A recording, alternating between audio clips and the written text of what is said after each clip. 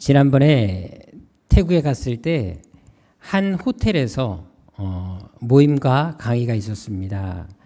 그래서 다른 곳을 거의 나가지 못하고 그 호텔에서 3박 4일 동안 머무르게 됐는데요. 그러다 보니까 이제 호텔에서 아침, 점심, 저녁 식사를 대부분 하게 됐습니다. 여러분 알다시피 호텔의 음식은 뷔페로 나옵니다. 그런데 아침, 점심, 저녁 중에 언제가 가장 잘 나올까요? 예, 당연히 저녁이 잘 나와야 됩니다. 호텔 많이 이용해 보셨나 봐요. 예. 자, 그런데 중요한 것은 이 태국 호텔은 신기하게 아침이 제일 잘 나왔습니다. 저는 아침을 잘 안 먹는데요. 아침을 가장 잘 나왔고요. 점심, 저녁을 생각보다 되게 별로였습니다. 뭐 우리 장로님 부부가 증인이기 때문에 잘 아실 텐데요. 이제 그래서 참 이런 호텔도 있구나 이런 생각을 하게 됐습니다. 근데 제일 신기했던 것은 김치가 나오는 겁니다. 그만큼 태국에 한국 사람들이 많이 온다라는 것을 증명해 주는 것이었습니다. 근데 뷔페 가면 여러 가지 음식이 되게 많습니다. 하지만 저는 가서 먹는 메뉴가 딱 정해져 있습니다. 요플레, 우유, 야채, 과일, 샐러드, 야채 스프가 전부입니다. 이해할 수 없다는 표정으로 저를 바라보시는데 저는 그래도 웰빙 음식을 좋아하기 때문에 주로 그런 것만 먹고 생식을 가져가서 그걸 타서 먹기도 합니다. 늘 아무리 음식이 많아도 좋아하는 것만 골라 먹는다는 것입니다. 옷도 그렇지 않습니까? 여러분들 사실 옷장 열어보면 옷이 되게 많은데 막상 입을 게 없어요. 그게 우리나라의 현주소 아니겠습니까? 근데 또 버리지도 않아요. 근데도 또 안 입어요. 참 이게 아이러니한데 근데 옷도 보시면 자기가 더 좋아하고 즐겨 입는 옷이 따로 있습니다. 사람도 그렇지 않습니까? 우리도 내 주변에 사람들이 많지 않나요? 근데 그 사람들 중에서도 특별히 내가 더 좋아하는 사람이 따로 있습니다. 성경의 인물도 마찬가지입니다. 우리 성경에 이름이 나와 있는 사람들의 숫자가 몇 명 정도 될 것 같습니까? 이름 나와 있는 사람의 숫자는 2197명입니다. 근데 한 사람이 다른 사람 이름으로도 불리고 동명이인이 한 사람이 두 가지 이름으로 불리는 경우가 있기 때문에 그 사람들까지 포함하면 2618명입니다. 자, 그 사람들 중에 여러분들이 좋아하는 사람이 그래도 있지 않습니까? 나는 좋아하는 사람이 없다. 성경 진짜 안 읽은 인간들이죠. 여러분들 성경을 읽다 보면 자기가 좋아하는 사람들이 분명히 있습니다. 또한 우리가 성경책도 그렇지 않습니까? 성경 66권 중에 자기가 좋아하는 성경이 특별히 있습니다. 또 없는 사람이 있습니까? 회개하셔야죠, 여러분들이요. 성경을 안 읽으면 뭐가 좋은지 모릅니다.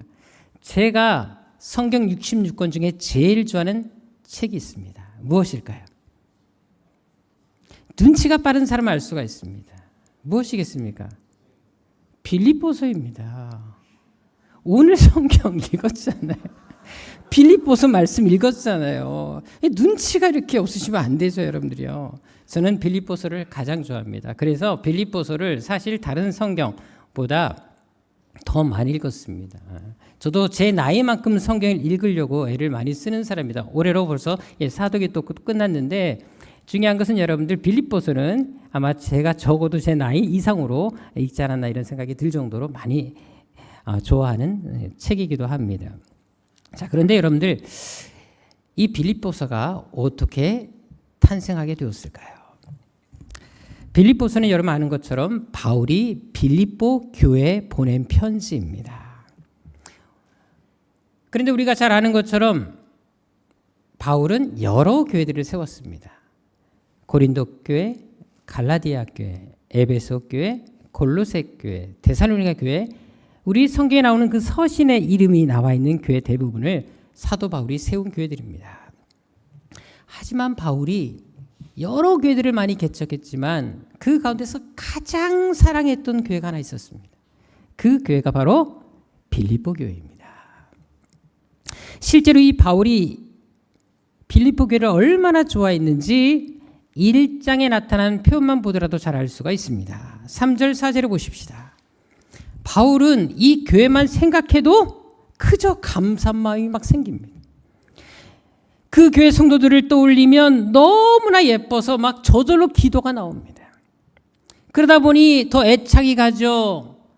더 많이 생각합니다. 또 기도하더라도 더 간절한 마음으로 기도하게 되었다라는 것입니다. 아마 여러분들 그렇지 않습니까? 우리가 보통 기도할 때 더 축복해 주고 싶은 사람이 있습니다. 더 많이 기도해 주고 싶은 사람이 있다라는 것입니다. 그래서 그 사람에 대해서는 기도의 분량이 훨씬 많습니다. 다른 사람은 조금 기도해도 그 사람만큼은 뭔가 더 막 기도를 해주게 됩니다. 그리고 기도의 순서를 보더라도 내 삶의 중요도를 알 수가 있습니다. 자, 여러분들 배우자, 자녀, 부모 중에 누구를 가장 먼저 기도하십니까? 그거를 보면 나의 삶에 어떤 사람이 더 중요한지가 평가가 됩니다. 별로 마음에 안 드는 사람 있으면 기도 적게 해줍니다. 그리고 진짜 기분 나쁘면 아예 그날은 생략해 버리기도 합니다. 사실 그게 우리들의 마음 아닙니까? 하지만 오늘 본문의 바울을 보십시다. 바울은 빌립보 교회와 성도들을 생각하면 그저 행복합니다. 막 감사가 절로 나옵니다. 더 기도해 주고 싶고 더 축복해 주고 싶은 교회였다라는 것입니다. 게다가 7절에 보십시오. 자, 너희가 내 마음에 있다. 어디서 많이 본 대사 아닙니까? 파리의 연인에서 내 안에 너 있다. 여러분 이거 파리의 여인의 대사가 아니에요. 바울이 빌립보 교회에 한 대사입니다. 그거를 인용한 거예요. 한마디로 빌립보 교회는 바울이 어디든지 간에 늘 생각나는 그리고 항상 마음에 품고 있는 교회였다라는 것입니다. 심지어 바울이 이 교회를 얼마나 사랑했는지 8절에 보십시오. 놀라운 고백을 합니다. 내가 예수 그리스도의 심장으로 너희 무리를 얼마나 사모하는지 하나님이 내 증인이시다. 예전에 제가 이 문장에 감동을 받아서 연애 편지를 이걸 갖고 쓴 적이 있습니다. 내가 예수 그리스도의 심장으로 명심 씨를 얼마나 사모하는지 하나님 내 증인이십니다. 명심 씨가 누구냐고 이렇게 회개하셔야 돼요, 여러분들이요. 제 아내 이름입니다. 명심하세요, 명심 씨를. 실제로 예수님께서 우리를 어떻게 사랑하셨습니까? 자기를 다 내어주셨어요. 살과 피, 생명도 다 내어주셨습니다. 그렇게 우리를 사랑하셨는데 바울이 그 고백을 지금 그대로 하고 있는 것입니다. 자신의 모든 것을 다 내어주어도 아깝지 않는 대상이 바로 이 빌립보 교회였다라는 것입니다. 바로 당신들입니다. 내가 이렇게 당신을 사랑합니다. 저는 이 말씀을 보면서 그런 마음이 들었어요. 우리가 서로에게 이런 마음을 가질 수 있다. 우리가 서로에게 이런 존재가 되어줄 수 있다면 얼마나 좋을까. 가정 안에서도 부모와 자식 간에 부모는 자식에게 자식은 부모에게 이런 관계가 될 수 있다.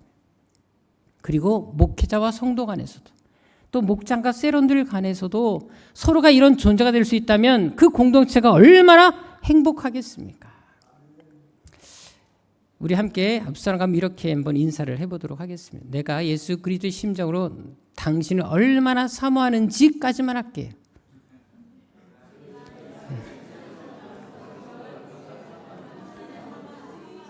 더하면 위증죄에 걸립니다. 사실 박할린 씨가 불렀던 그대 내게 행복을 주는 사람이라는 노래가 있습니다. 사실 제가 이 설교를 준비하면서 이 노래를 틀어서 다시 한번 들어봤어요. 한번 가사 보여주시겠습니까? 가사가 참 너무 좋아요. 이 노래는 우리 찬송가에 들어와도 좋겠다. 그런 마음이 좀 들어요. 내가 가는 길이 험하고 멀지라도 그대 함께 가면 좋겠네. 때론 지루하고 외로운 길이라도 그대 함께 간다면 좋겠네. 이리저리 둘러봐도 제일 좋은 건 그대와 함께 있는 그대 내게 행복을 주는 사람. 여러분들 솔직히 우리가 함께 공동체를 이루고 있지 않습니까? 한 셀을 이루고 있어요. 때로는 서로 마음이 안 맞을 때가 있고 속상할 때도 있지 않겠습니까? 근데 그런 상황에서도 그냥 당신이 존재함으로 인해서도 기뻐할 수 있다. 이런 고백을 우리가 드릴 수 있다면 이 공동체가 진짜 행복하지 않겠습니까?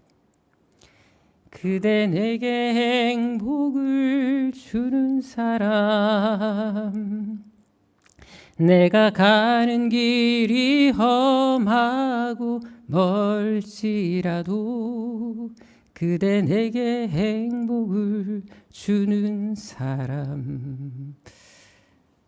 우리가 서로에게 이런 사람이 되시기를 주로 축원합니다. 그렇다면 바울은 왜 이 빌립보 교회에 이런 마음을 품게 되었을까요? 빌립보 교회가 어떤 교회였기에 바울이 이런 사랑을 품을 수 있었겠습니까? 사도행전 16장에 보게 되면 바울이 2차 전도 여행 때 이 빌립보에 도착해서 세운 교회가 바로 빌립보 교회였습니다. 자, 그런데 바울이 선교를 할 때마다 또 많은 교회들 중에서 참 많은 일들을 감당했을 때마다 항상 끝까지 바울을 후원하고 책임졌던 한 교회가 있었습니다. 그 교회가 바로 빌립보 교회였습니다. 우리 본문 5절을 보겠습니다. 바울은 이 교회에 이런 편지를 보냅니다. 너희가 첫날부터 이제까지 내가 복음을 전할 일에 동참하고 있다. 처음부터 이제까지 변함이 없다라는 것입니다. 처음 마음을 계속 지키고 있다라는 것입니다. 게다가 당시 바울은 로마의 감옥에 갇혀 있던 상태였습니다. 7절에 보십시오. 여기 보게 되면 매임, 변명함, 확정함이라는 단어가 나오는데요. 이것은 다 법적인 용어입니다. 당시 바울은 로마 감옥에 갇혀 있는 상태였다라는 것입니다. 자, 그런 와중에서도 이 빌립보 교회는 바울에 대한 애정을 그대로 간직했다라는 것입니다. 당시 로마 황제는 네로 황제였습니다. 앞으로 바울이 어떤 일을 당할지 알 수가 없는 상황이었습니다. 자, 그럼에도 불구하고 빌립보 교회는 위험을 감수하면서까지 바울에게 변없는 지원과 후원을 아끼지 않았다는 것입니다. 심지어 2장 25절에 보십시오. 바울이 감옥에 갇혔다는 소식을 듣고 에바브로디도를 파송합니다. 그래서 당신이 가서 바울이 감옥에 있는 동안 옆에서 수반 들으십시오. 섬겨주십시오. 이런 배려까지 한 교회가 빌립보 교회였다라는 것입니다. 그러니 바울이 감동을 안 하겠습니까? 원래 사람이 아프고 어려운 일을 당할 때 되게 외로움을 느끼지 않습니까? 바로 그때 누군가의 위로가 필요한데 이 빌립보 교회는 그 사실을 듣자마자 바로 사람을 보내서 바울을 곁에서 동역하고 도와주게 하셨다라는 것입니다. 그뿐만이 아닙니다. 고린도후서 8장 1절과 2절에 보십시오. 당시 바울이 마케도니아 지역에 세운 여러 교회들이 있었습니다. 바로 빌립보 교회가 그 대표적인 교회고요. 데살로니가 교회가 바로 그 교회 중에 또 하나였습니다. 당시 이 마케도니아 지역은 로마의 지배하에 있었습니다. 그래서 주 수입원들을 다 빼앗겼어요. 그러다 보니까 성도들이 가난하게 살 수밖에 없었습니다. 열심히 벌어도 뺏겨가는 거예요. 다 빼앗기는 거예요. 그러니 돈을 모을 수가 있겠습니까? 거기다가 그리스도인들은 신앙인이라는 이유 때문에 또 박해까지 받았습니다. 그러다 보니 더 어려운 상의 직면이 있었습니다. 가난한 데다가 힘든 핍박의 시기를 겪고 있었던 교회가 마케도니아 교회였다라는 것이나 바로 빌립보 교회였다라는 것입니다. 그런데도 이 빌립보 교회 성도들이 한 것이 무엇입니까? 가난 중에서도 오히려 더 풍성한 연보, 헌금을 넘치도록 하면서 선교에 동참했다라는 것입니다. 심지어 3절에 보십시오. 이들이 힘에 지나도록 자원해서 그 일을 감당했다라는 것입니다. 아무리 힘들어도 먹고 살기 힘들어도 자신은 굶을지라도 선교에 있어서만큼은 물질적 원조를 아끼지 않았다라는 것입니다. 이번에 동남아시아 가서 많은 선교사님들도 만나 뵙고 왔습니다. 또 그분들에게 여러 강의를 했습니다. 근데 강의 후에 그분들이 늘 하시는 말씀이 한결같습니다. 정말 세안교회는 한국교회 이런 교회가 없는 정말 선교를 제대로 아는 교회입니다. 이렇게 선교를 바로 알고 바르게 제대로 선교하는 교회는 세안교회밖에 없습니다. 이 얘기를 늘 듣고 또 있습니다. 선교사님들이 왜 이런 말씀을 하시겠습니까? 한국교회 대부분은 교회가 어려워지면 가장 먼저 선교 후원을 끊기 때문에 그렇습니다. 일단 본인들이 먼저 살자고 생각해서 그렇게 하는 것입니다.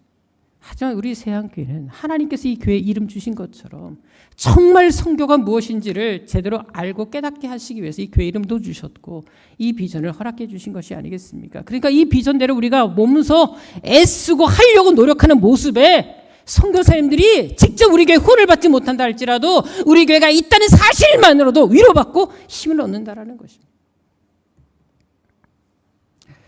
저는 그래서 우리 세안교회만큼은 정말 이 시대에 빌립보 교회처럼 교회 상황이 어려워도 더 선교하고 선교사님들을 더 후원하는 그런 교회가 되기를 축원합니다. 실제로 고린도서 11장 9절에 보십시다. 바울이 고린도 지역에서 열심히 사역을 하게 됐습니다. 자, 그런데 이 지역에서 갑자기 재정적으로 어려움에 처하게 됩니다. 쉽게 말해서 선교비가 지금 없는 경우에 맞닥뜨리게 되었습니다. 자, 그때 이 고린도 지역에 어떤 교회가 있었습니까? 고린도 교회가 있었어요. 바울이 세운 고린도 교회가 이미 있었습니다. 자, 그런데도 불구하고 이 교회는 바울에게 어떤 도움이 되지 못합니다. 오히려 바울은 이 고린도 교회의 눈치를 보면서 사역을 했다라는 것입니다. 도와주지 못할 망정 바울에게 마음의 짐이 되는 교회가 고린도 교회였다라는 것입니다. 이때도 바울을 도운 교회가 누구였습니까? 마케도니아에서 온 형제들, 바로 빌립보 성도들이 바울의 이 부족함을 보충해 줍니다. 고린도 지역이었습니다. 그런데 고린도 교회는 나 몰라라는데 더 멀리 떨어져 있는 빌립보 교회가 바울을 돕고 있다는 것입니다. 그뿐만이 아닙니다. 빌립보서 4장 16절에 보십시오.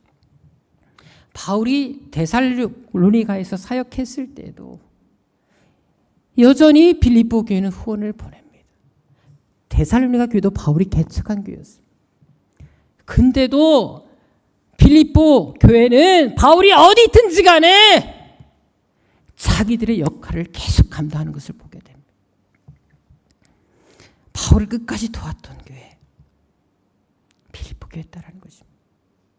결국 이것은 빌립보 교회가 어떤 교회였다는 것을 말해줍니까? 선교사님의 마음을 누구보다 잘 알고 이해하는 교회, 선교사님의 사역에 늘 관심을 갖고 항상 그 필요를 채워주려 하는 교회였다는 사실을 보여줍니다. 그러니까 바울도 이 교회의 행동과 그 모습에 그 사랑에 감동을 한 것입니다. 사실 여러분들 교회가 재정이 넉넉하면 이렇게 얼마든지 해줄 수가 있습니다. 하지만 빌립보 교회도 로마의 지배에 있었기 때문에 어려움에 처해 있었다는 것입니다. 재정이 바닥난 상태에서 이 일을 계속 추진한다는 거 결코 쉽지가 않았다는 것입니다. 넉넉한 재정이 있다면야 선교 얼마든지 할 수 있겠지만 그렇지 않은 상황에서 다들 힘든 상황에서 어떻게 이런 일들을 할 수 있었겠습니까? 당연히 교회적으로도 야 우리 교회도 힘들지 않느냐 좀 그만하자 아니면 좀 줄이자 하는 성도가 없었겠습니까? 충분히 있었을 것입니다.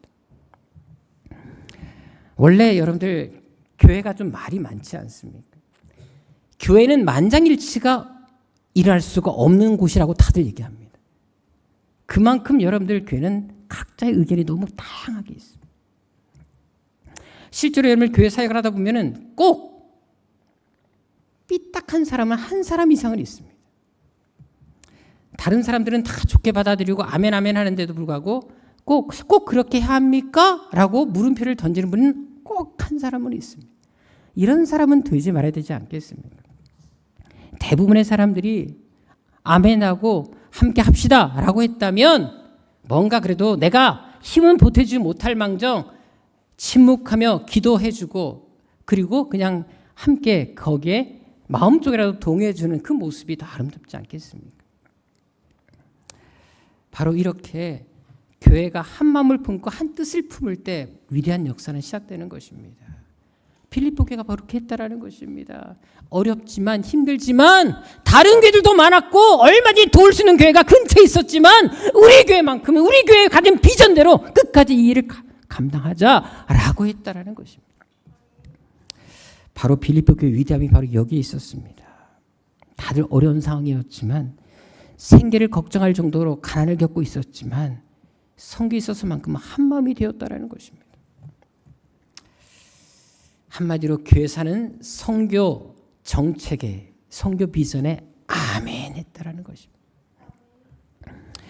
그래서 바울이 위대한 사역을 감당할 수 있었던 것입니다. 또한 빌립보 교회를 생각할 때마다 바울이 그저 감사하고 감격할 수 있었던 비결 바로 여기 있었습니다. 그들의 마음이 너무 귀했기 때문에. 그래서 바울도 이 빌립보서를 쓰게 된 것이었습니다. 결국 바울하면 빌립보 교회라는 이 선교 공식이 성립된 그 배후에는 바로 빌립보 교회 성도들의 끊임없는 아낌없는 선교에 대한 헌신된 마음이 있었기 때문에 가능했다라는 것입니다. 저는 그래서 우리 교회가 바로 이런 교회가 됐으면 정말 좋겠습니다. 바울하면 빌립보 교회가 떠오르는 것처럼 선교하면 새한교회, 바울과 빌립보 교회 공식처럼 선교하면 새한교회 공식이 제일 먼저 한국교회에 떠오를 수 있는 그런 교회를 정말로 원합니다. 사진 하나 보겠습니다. 자, 지난번에 제가 보여드렸던 사진 말고 다른 사진입니다. 사실 그때 뒤꿈치 들고 있던 사진이 그렇게 보기가 좋지 않아서 그 사진은 그냥 빼버렸고요. 이 사진으로 다시 가지고 왔습니다. 이게 보시면 이제 맨 왼쪽에 여러분 보실 때 오른쪽이구나. 오른쪽에 계신 분이 그때 우리 교회 와서 설교하셨던 말레이시아 선교사님 박정태 선교사님이시고요. 이렇게 쭉 저를 붙어 계십니다. 그리고 이잔 선교사님 바로 옆에 계신 분 한번 클릭 한번 해주시겠습니까? 넘어가지. 예. 동그라미가 없나요? 다시 원래대로 가세요. 원래대로 가세요. 저기 이잔 선교사님 바로 옆에 계신 분. 그분이 총회장이십니다. 저보다 나이가 많지 않으세요.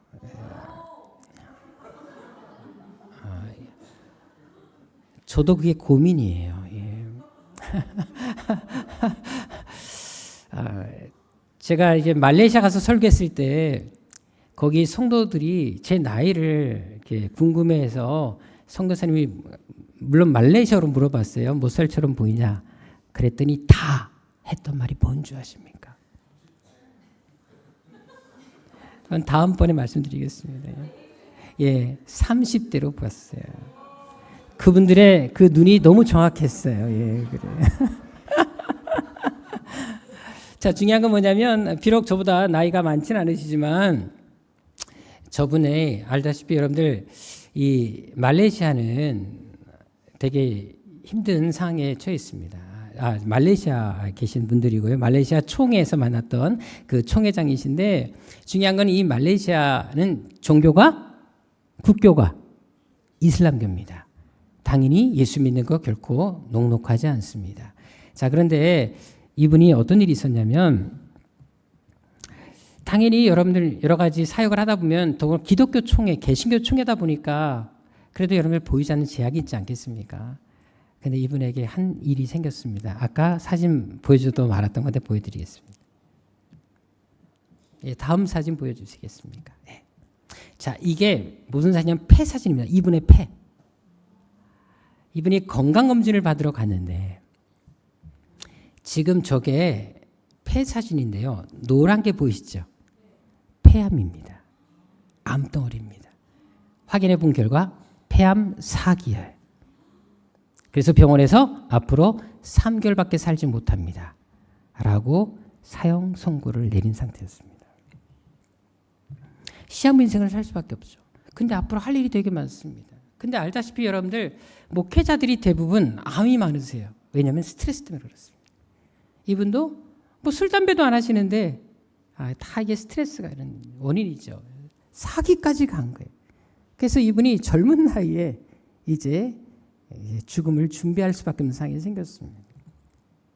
근데 이 박종대 선교사님도 이분 이야기를 듣고 마음이 너무 아팠대요. 이분이 처음 사역지로 왔을 때 많이 도움도 됐고 함께 정말 더불어서 뭔가 말레이시아 복음화를 위해서 정말 애쓰고 있는 상황에서 정말 귀한 헌신된 총회장님이 이렇게 갑자기 폐암 사기를 걸려서 죽게 됐으니 얼마나 덕이 되겠습니까? 은혜가 안 되잖아요. 그래서 이 선교사님도 마음이 너무 아파하시고 그래가지고 한국교회 아는 분들에 다 연락을 했대요. 기도해달라. 폐암 사기인데 어떡하냐. 병원에서는 손 놨고 이미 손 쓸 수 없다 그러는데 함께 기도해주자. 함께 기도하자. 막 부탁을 했대요. 만나는 분들한테 다 기도 편지 보내고 막 그랬답니다. 그리고 총회장님 역시도 뭐 성도들하고 기도하고 이렇게 했다 그래요. 그리고 이제 한 달 후에 그래도 이제 수술을 받기 위해서 병원을 찾아갔습니다. 자, 한 달 후입니다. 한 달 전에 사형 선고를 받았고요. 병원에서도 이 손을 쓸 수 없는 상태라고 그랬어요. 자, 근데 어떻게 됐을까요? 다음 사진 보겠습니다. 자, 전 사진 다시 보이겠습니다. 자, 다음 사진 보겠습니다. 한 달 만에 암세포가 완전히 없어졌습니다. 완전히 깨끗해졌습니다. 의사도 이것은 일어날 수 없는 일이다. 그건 하나님의 기적이다. 여러분들 어떻게 한 달 만에 이런 역사가 하나 있겠습니까? 기도의 힘도 있었지만 저는 한 가지 확신 있게 여러분들에게 드릴 말씀이 있습니다. 선교하는 현장에는 하나님의 특별한 은혜가 있다는 것입니다. 선교하는 개인, 선교하는 교회는 반드시 하나님이 책임져 주신다는 것입니다. 누가복음 10장에 보게 되면 70명의 전도대원들이 예수님의 명령에 의해서 복음을 전하다가 돌아온 내용이 나옵니다. 그때 이스라엘 곳곳에서 흩어졌던 70명의 전도대원들이 돌아와서 예수님께 했던 말이 있습니다. 17절에 보십시오. 선교하고 왔더니 너무 행복했어요. 그래서 이렇게 얘기합니다. 예수님, 우리가 선교 현장에서 복음을 전했더니 귀신들이 쫓겨나고 병자가 고침받았습니다. 이들도 신기한 거예요. 선교 현장에는 하나님의 특별한 은혜가 임하거든요. 근데 이 말을 듣고 났을 때 예수님이 하셨던 말씀이 뭔지 아십니까? 20절에 이렇게 말씀하십니다. 너희가 귀신들이 항복하는 것, 병 낫는 것으로 기뻐하지 말고 너의 이름이 하늘 책에 기록된 것으로 기뻐하라. 이 말이 무엇을 말하겠습니까? 바로 선교하는 사람은 하나님이 기억하신다는 것입니다. 선교는 그 사람의 이름만큼은 하나님이 마음에 새겨두시겠다는 것입니다. 하늘책에 기록하시겠다는 것입니다. 그렇다면 우리 역시 가든지 보내든지 우리 이름이 하늘에 기록되게 해야 되지 않겠습니까? 이번에 태국에서 이재한 박미진 선교사님을 만나서 이런저런 상담을 좀 하게 됐습니다. 지금 사역하고 계시는 이 남인도가 알다시피 되게 많은 어려움에 처해 있습니다.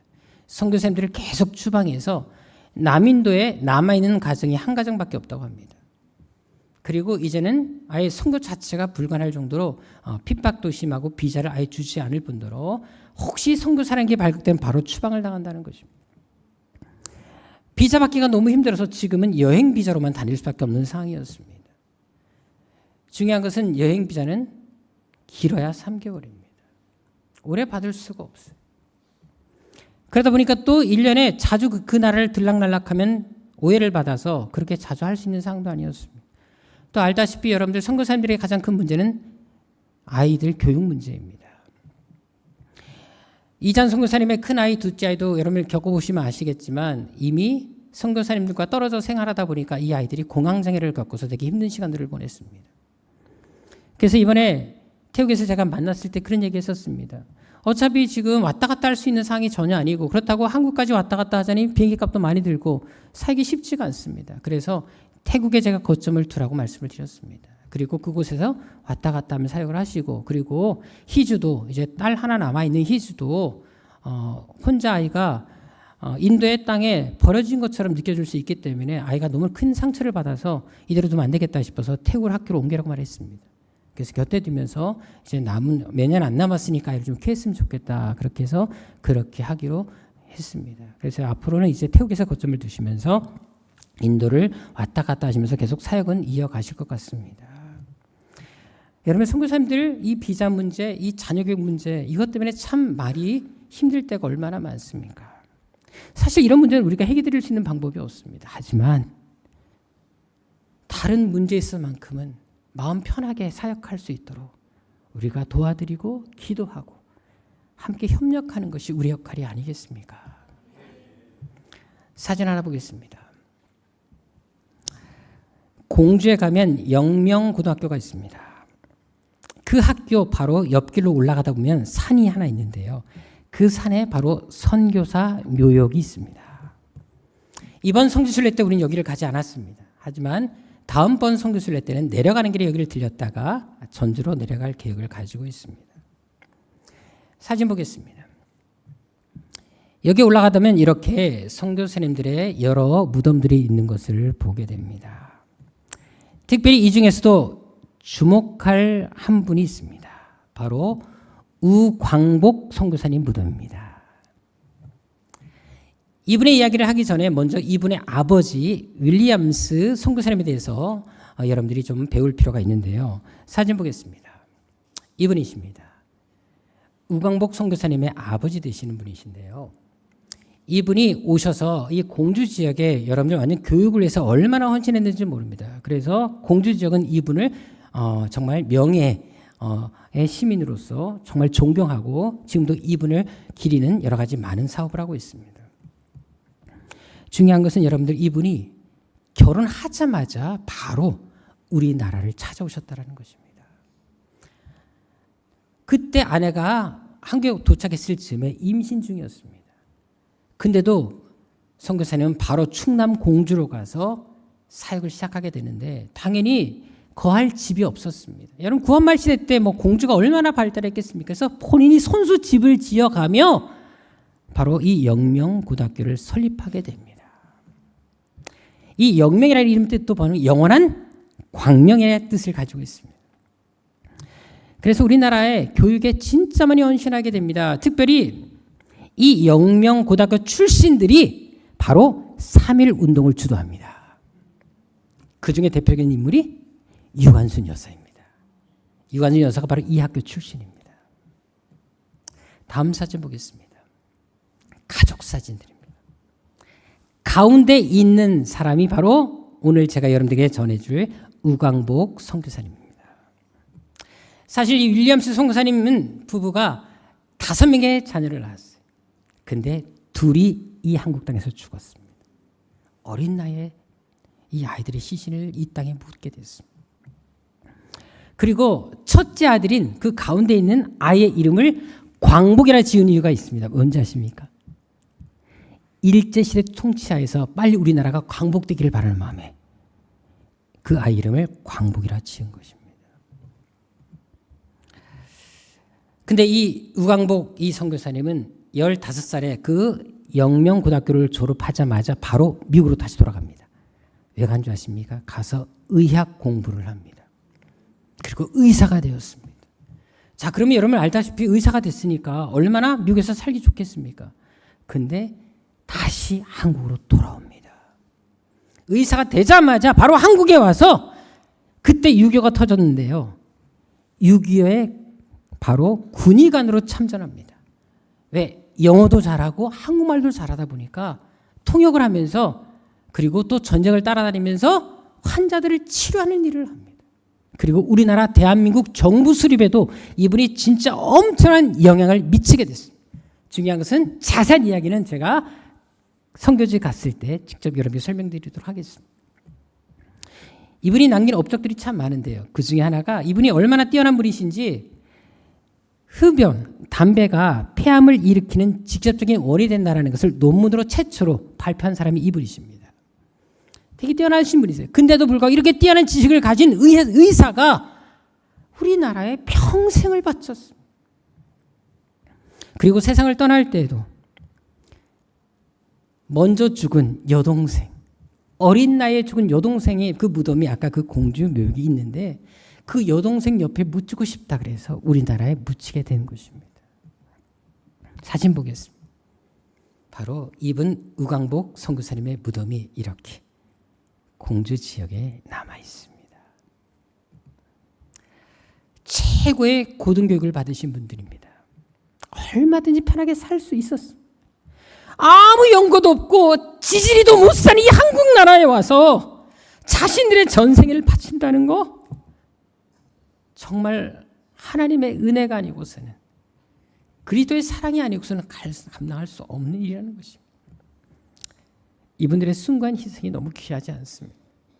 우리나라 곳곳을 다녀보시면 우리나라 의학 발전, 교육 이 모든 것은 정말 구한말 시대 이후부터 온 선교사님들의 희생과 수고가 빚어낸 결과라는 사실을 몸 구석구석 사무칠 정도로 알 수 있기 때문에 우리는 선교의 빚을 엄청 많이 지는 사람들이라는 것입니다. 그래서 이젠 우리가 그 빚을 조금이나마 갚아야 되지 않겠습니까? 베르나르 베르베르가 쓴 개미라는 책이 있습니다. 거기에 보면 호르몬과 페로몬이라는 그런 내용과 관련된 이런 내용이 나옵니다. 인간이 두려움이나 이 즐거움, 분노를 느끼게 되면 우리 내분비샘에서 호르몬이 나온다고 합니다. 근데 이 호르몬은 인간의 몸 내부에만 영향을 끼친다는 것입니다. 그래서 이 호르몬은 외부와 교류하지 않고 내면에서만 몸 안에서만 순환해서 감정을 일으킨다는 것입니다. 그래서 심장 박동이 빨라지거나 땀이 나거나 얼굴을 찡그리거나 울 것 같은 그런 느낌이 드는 것도 바로 이 호르몬 분비 때문이라고 합니다. 자, 하지만 개미의 경우는 다릅니다. 개미는 두려움, 즐거움, 분노를 느끼게 되면 호르몬이 몸 내부뿐만 아니라 몸 바깥으로까지 다른 개미에게 영향을 준다고 합니다. 인간은 이 호르몬이 몸 안에서만 생성되고 그걸로 끝나는데 개미는 신기하게 몸 안에뿐만 아니라 몸 밖에까지 배출돼서 다른 개미에게까지 영향을 주는데 그 호르몬을 페로몬이라고 합니다. 즉 한 마리 개미에게서 나온 이 페로몬이 수많은 개미들에게까지 감정을 전이시키는 능력을 가지고 있다는 것입니다. 저는 이 책을 보면서 그런 생각이 좀 들었습니다. 여러분의 주변에 있는 사람들에게 여러분들은 어떤 감정을 전이시키고 계십니까? 내 주변 사람들에게 좋은 감정을 심어주십니까? 아니면 부정적인 감정을 심어주십니까? 이왕이면 우리가 은혜의 통로, 축복의 통로가 되어야 되지 않겠습니까? 이 사람과 함께 있으면 나도 긍정적인 에너지가 발산됩니다. 그리고 이 사람과 함께 있으면 내가 부정적인 생각까지도 긍정으로 바뀌어집니다. 바로 그런 통로가 우리가 되어야 되지 않겠습니까? 특별히 우리가 선교의 통로가 되면 어떨까요? 나 때문에 다른 사람이 선교하게 되고 나 때문에 다른 사람이 선교사를 위해서 기도하고 함께 동역하는 그런 일들이 난다면 얼마나 좋겠습니까? 우리 모두가 한마음 한뜻으로 선교의 페로몬을 흘려보낼 수 있다면 반드시 하나님께서 우리 교회를 통해 세계 속에 놀라운 역사를 만들어 가실 것입니다. 빌립보 교회처럼 이 시대에 선교가 새안교로부터 시작되고 빌립보 교회 성도들처럼 새로운 선교의 패러다임이 바로 여러분들로 시작되는 그런 역사가 한번 나타나게 해보지 않겠습니까? 고린도전서 1장 27, 28절에 이런 말씀이 있습니다. 하나님께서 세상의 미련한 것들을 택하사 지혜 있는 자들을 부끄럽게 하신다. 약한 것들을 택하사 강한 것들을 부끄럽게 하신다. 멸시받는 것들, 없는 것들을 택하사 있는 것들을 피하려 하신다. 여러분, 가진 것이 많다고 하나님 쓰시는 거 아닙니다. 지혜롭고 강한 자들만 하나님이 쓰시는 것이 아니라는 것입니다. 미련할지라도 약할지라도 없을지라도 하나님 앞에 헌신하고자 할 때 바로 그때 하나님이 나를 통해 일하시는 것입니다. 하나님이 우리 교회를 통해서도 이 말씀을 성취하실 것을 믿으십니까? 가진 것이 없고 약하고 미련해도 하나님께서 여러분들을 통해 새로운 선교의 역사를 써 가실 것을 믿으십니까? 기도하겠습니다. 아버지, 예수님이 이 땅에 오셔서 다 내어주셨습니다. 하나님도 우리 못된 인간들, 죄 많은 인간들을 구원하시기 위해서 가장 아끼고 사랑하는 아들까지 내어주셨습니다. 근데 하나님, 우리는 왜 이렇게 우리 자신들을 위해서 내어놓지 못하는, 하나님을 위해서 내어놓지 못하고 우리 나 자신만을 위해서 내어놓는 그런 것들이 얼마나 많은지 모릅니다. 아버지 하나님, 우리의 어리석음 연약함을 용서하여 주시고 이제부터 아버지 하나님 정말 나만 위해 살기보다 나를 통해 하나님이 하시고자 하시는 그 놀라운 계획에 동참하는, 그래서 정말 아버지 하나님 기뻐할 만한 믿음의 성도들 다 되게 하여 주옵소서. 아버지 하나님, 정말 갈수록 선교가 어려워집니다. 교회 재정도 줄어들고 성도들도 줄어가고 많은 사람들이 교회를 떠나가는 이 시점에서 아버지 하나님, 앞으로도 세계 선교의 역사가 아버지 하나님 멈춰질지 모르는 두려움이 있습니다. 아버지 하나님, 하지만 하나님은 하나님의 방법대로 이 선교의 역사를 이뤄가실 것을 믿습니다. 하나님, 우리 세한교회가 마지막까지 아버지 이 시대 마지막은 하나님의 자부심이 되고 자존심을 지켜드리는 선교의 교회가 되게 하여 주옵시고 우리 세한교회 아버지 그렇게 하나님께 쓰임받을 수 있도록 도와주옵소서. 아버지 감당할 만한 능력을 허락하여 주옵소서. 끝까지 선교의 빚을 지고 살아가는 우리 성도들 되게 하시고 우리 교회 되게 하여 주셔서 어려운 시기에 더 많은 선교의 사역을 감당하며 우리 교회가 기도하는 것처럼 10분의 선교사님을 파송하고 12개의 교회를 지원하며 선교사님들에게 마음껏 숙소와 차량을 제공하는 그런 날이 속히 오게 하여 주옵소서.